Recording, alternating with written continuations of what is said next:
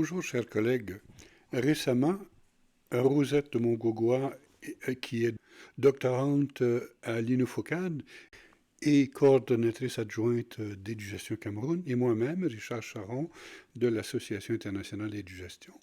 Dans le cadre d'un colloque international, nous avons présenté une intervention ayant pour titre « Lutter contre la pauvreté par la professionnalisation du management des systèmes éducatifs en Afrique francophone ». J'ai ensuite invité l'intelligence artificielle NotebookLM à élaborer un balado à ce sujet. Le balado est assez critique et porte une vision assez sévère sur la réalité des systèmes éducatifs en Afrique francophone. Nous vous invitons à écouter le balado et à nous transmettre votre avis sur la justesse de la présentation qui a été faite par l'intelligence artificielle. Bonne écoute et au plaisir de recevoir vos commentaires à ce sujet.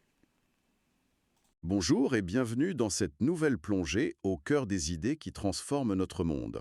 Nous sommes le samedi 7 mars 2026 et il y a à peine 48 heures, le 5 mars, se clôturait un événement vraiment marquant. Oui, le colloque des doctorants organisé par l'INUFOCAD. Exactement. L'Institut universitaire de formation des cadres, basé à Port-au-Prince.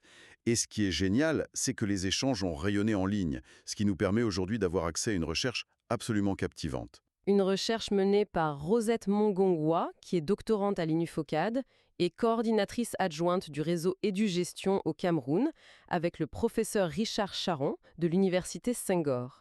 Je suis ravie d'en parler aujourd'hui car c'est un travail monumental. Ah, ça, on peut le dire.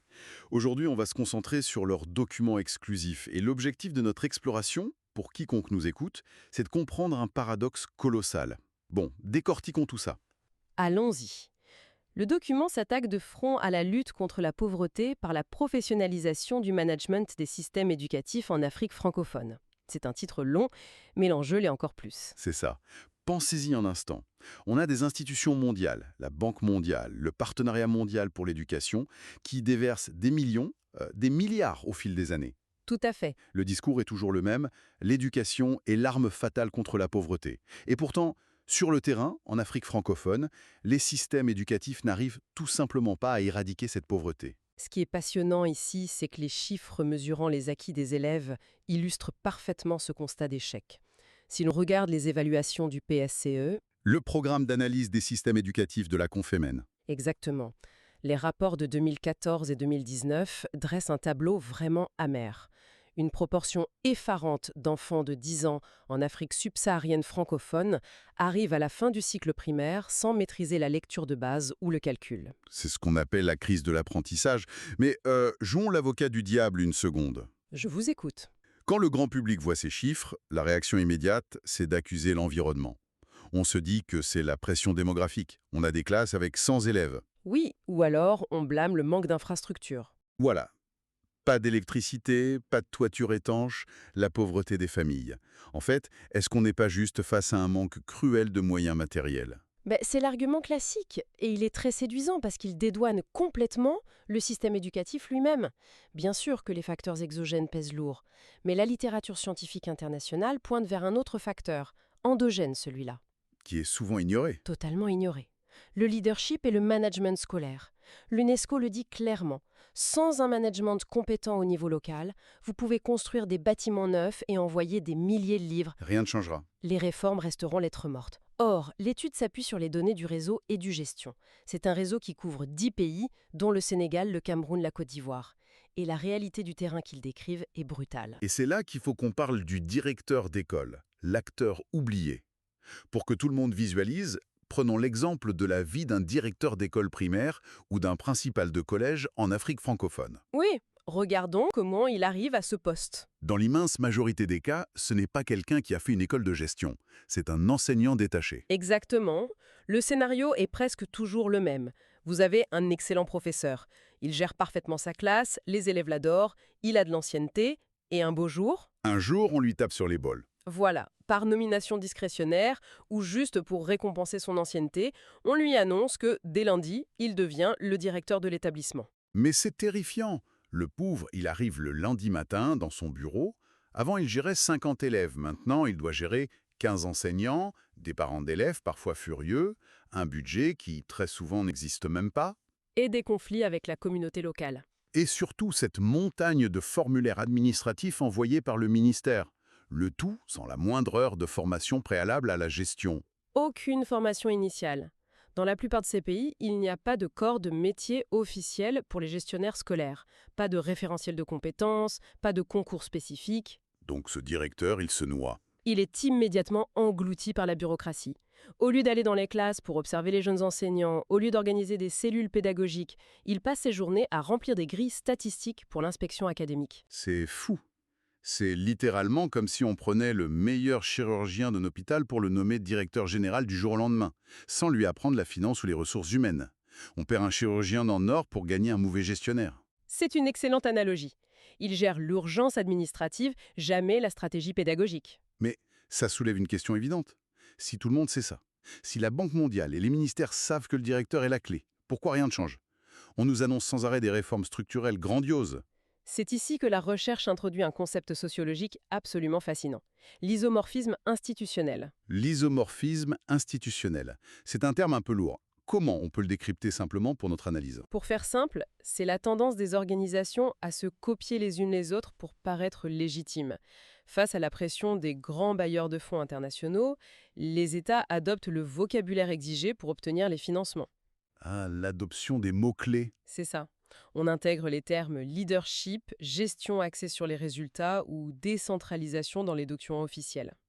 C'est ce que DiMaggio et Powell appellent une adoption cérémonielle. C'est un peu comme s'inscrire à la salle de sport la plus chère de la ville, on achète la tenue parfaite, les chaussures hors de prix, on télécharge toutes les applications de fitness et on montre sa carte de membre à tous ses amis. Mais on n'y met jamais les pieds. Jamais.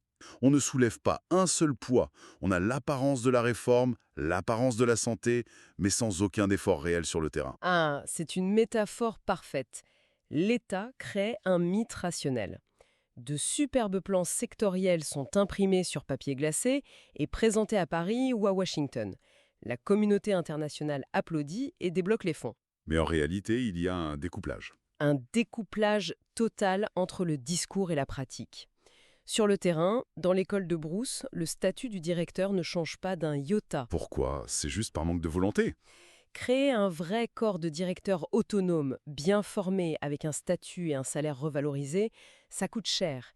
Mais surtout, ça bouscule les vieux équilibres de pouvoir. On ne pourrait plus nommer des directeurs par simple complaisance politique ou syndicale. Donc l'administration centrale garde la main mise, tout en parlant couramment la langue de la réforme internationale. Exactement. Le statu quo est préservé. Mais alors, si l'on sait que ces réformes ne sont qu'une façade et que ça ne produit pas de véritable apprentissage pour les élèves, comment la machine peut-elle continuer à tourner? Comment un système peut-il survivre des décennies en échouant à sa mission principale? Et c'est là que les auteurs frappent très fort, en mobilisant le principe POSIWD. POSIWD. P-O-S-I-W-I-D. C'est de la cybernétique, je crois. Oui, formulé par Stafford Beer. Cela signifie « The purpose of a system is what it does ». Le but d'un système est ce qu'il fait. Le but d'un système est ce qu'il fait. C'est une phrase qui a l'air toute simple, mais elle est vertigineuse quand on l'applique à l'école.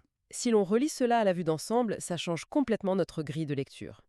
D'habitude, face aux mauvais résultats du PASSEC, on dit que le système éducatif est cassé, qu'il est en panne. On se lamente en disant qu'il ne marche pas. Voilà. Mais le principe POSIWU nous interdit de regarder les belles intentions affichées. Il nous oblige à regarder ce que le système produit de manière infaillible et constante au quotidien. Et que produit l'administration éducative en Afrique francophone depuis 40 ans? Je vous pose la question. Elle produit des rapports. Elle valide des tableaux d'effectifs. Elle mute des enseignants pour des raisons administratives. Elle produit de la paperasse et de la conformité. Exactement, elle gère des flux, pas des apprentissages. Donc, selon POSIWU, si la production constante est la conformité administrative, alors c'est le but véritable du système. C'est un immense changement de paradigme. Le système n'est pas du tout cassé. Il fonctionne à la perfection selon ses propres paramètres bureaucratiques. Si son but réel était l'émancipation intellectuelle, tout serait organisé autour de la salle de classe et de l'accompagnement pédagogique, par le directeur. C'est comme vouloir réparer un véhicule parce qu'il n'arrive pas à gagner une course de Formule 1, pour finalement se rendre compte que l'usine a construit un tracteur. Il est conçu pour rouler lentement et écraser la terre, pas pour faire de la vitesse. C'est tout à fait ça. Et donc, ajouter un aileron de course sur un tracteur ou financer des réformes cosmétiques, ça ne changera jamais sa nature. C'est fascinant. Et pour comprendre pourquoi on s'obstine à mettre des ailerons de course sur des tracteurs, la recherche convoque le modèle de l'iceberg de Senge. Ah oui, l'iceberg. La partie émergée, ce sont les événements visibles. Les annonces de réformes, les grèves, les résultats d'examen. Juste en dessous, il y a les structures et les règles. Mais la masse énorme, invisible, tout au fond de l'eau, ce sont les modèles mentaux, les croyances profondes qui façonnent notre vision du monde. Et c'est là que le partenariat mondial pour l'éducation entre en jeu, non? Avec leur nouveau plan stratégique GPE 2030. Oui. Sur le papier, la partie émergée de l'iceberg est magnifique. On annonce une approche systémique. Mais sous la surface, les modèles mentaux n'ont pas bougé. On reste dans une épistémologie gestionnaire. C'est-à-dire, On continue de concevoir l'école comme une usine de production. Les bailleurs comptent les intrants. Combien de millions investis? Combien de manuels distribués? Combien de tables-bancs achetés? la comptabilité des stylos, des chaises. Et on espère que ces intrants produiront mécaniquement des diplômés. Mais on ignore complètement la culture de l'établissement et le chef d'orchestre, c'est-à-dire le leader scolaire. C'est vraiment la tuyauterie plutôt que l'âme de l'école. Mais cela m'amène à une critique qu'on entend souvent, et que le document n'élude pas. Beaucoup de syndicats ou d'universitaires disent que ce fameux management scolaire, c'est juste du nouveau management public. Une idéologie importée, en somme. Exactement. Une vision anglo-saxonne, imposée par les bailleurs, le mythe du manager héros américain à la tête d'une école au fin fond du Sénégal ou du Cameroun. Est-ce que cette critique n'est pas justifiée? Cela soulève une question cruciale. L'importation de modèles inadaptés est un vrai danger.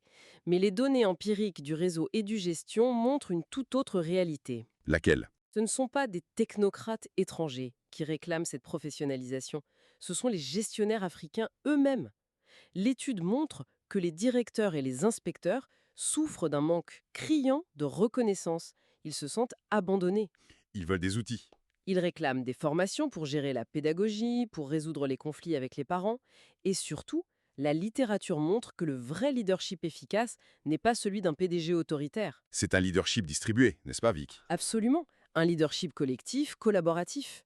Le pouvoir et les décisions sont partagés avec les enseignants et la communauté. Et au fond, c'est très proche des traditions africaines. Ironiquement, oui. Cette vision collégiale résonne bien mieux avec les traditions socioculturelles africaines de la palabre, de la concertation communautaire, que la bureaucratie rigide, hyper hiérarchisée et descendante qu'on subit aujourd'hui. On n'importe pas Wall Street dans la savane, on redonne simplement le pouvoir d'agir aux communautés éducatives locales. Alors, qu'est-ce que tout cela signifie au bout du compte, pour les leaders scolaires qui nous écoutent? L'étude aboutit à un appel à l'action très concret, structuré autour de 3 grands piliers. Le premier concerne les États. Il est temps de sortir de l'hypocrisie. On parle d'engagements qui datent de très longtemps, n'est-ce pas? Dès la conférence de Niamey en 2006, la Confémen recommandait la création d'un corps de gestionnaires distinct.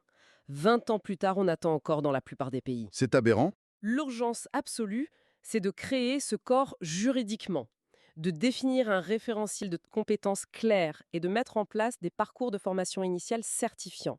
Le statut de directeur ne doit plus être une récompense de fin de carrière.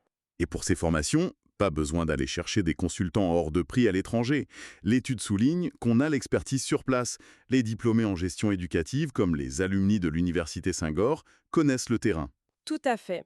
L'expertise africaine doit servir les systèmes africains. Ensuite, le deuxième pilier s'adresse aux bailleurs de fonds. Le nerf de la guerre. Le message est direct. Arrêtez de financer l'adoption cérémonielle. Les partenaires financiers doivent avoir le courage de conditionner leurs aides à de véritables réformes de la gouvernance locale. Plutôt que d'acheter des millions de manuels qui finissent parfois verrouillés dans des placards d'école. Exactement. Il faut financer la professionnalisation, soutenir des programmes comme le pacte de la Confémen, qui aident à transformer les évaluations des élèves en véritables indicateurs pour le pilotage pédagogique au niveau de l'école. Et le troisième pilier, celui qui, je trouve, est le plus puissant, car il redonne le pouvoir aux acteurs locaux. C'est l'appel à la mobilisation associative des leaders scolaires eux-mêmes. Parce qu'on ne peut pas juste attendre que le ministère décide d'être bienveillant. Jamais. Les chercheurs exhortent les directeurs et inspecteurs à sortir de leur isolement, Un directeur de brousse tout seul face à son académie n'a aucun poids pour demander une prime de responsabilité ou une formation. Mais s'il fait partie d'un syndicat ou d'une association professionnelle structurée, Le rapport de force s'inverse. Les associations nationales de chefs d'établissement doivent devenir des partenaires sociaux incontournables.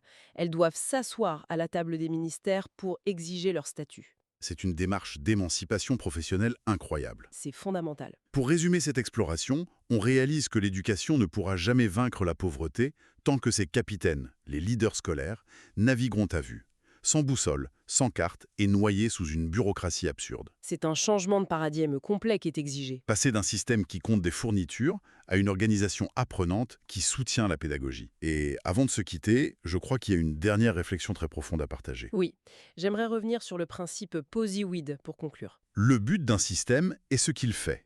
Éducatifs produisent implacablement de la docilité administrative, de l'obéissance stricte et étouffent l'innovation pédagogique au profit du contrôle bureaucratique. Cela amène une question assez vertigineuse. Dans quelle mesure l'ADN bureaucratique de ces administrations, un ADN est largement hérité de l'ère coloniale, continue-t-il silencieusement de dicter sa loi? Les fameuses réformes systémiques ne seraient alors qu'un masque? Un masque contemporain, un vernis moderne, pour dissimuler un système dont l'instinct de survie historique est de maintenir le contrôle et la docilité, plutôt que de prendre le risque de favoriser l'émancipation intellectuelle des jeunes Africains. C'est une perspective troublante, hein? L'école comme outil de conformité plutôt que de libération. C'est une réflexion essentielle que chacun pourra continuer à mûrir. Merci infiniment pour cette analyse brillante et sans concession. Merci à vous. Et merci à quiconque nous a écoutés aujourd'hui. À très bientôt pour une nouvelle plongée au cœur de la connaissance.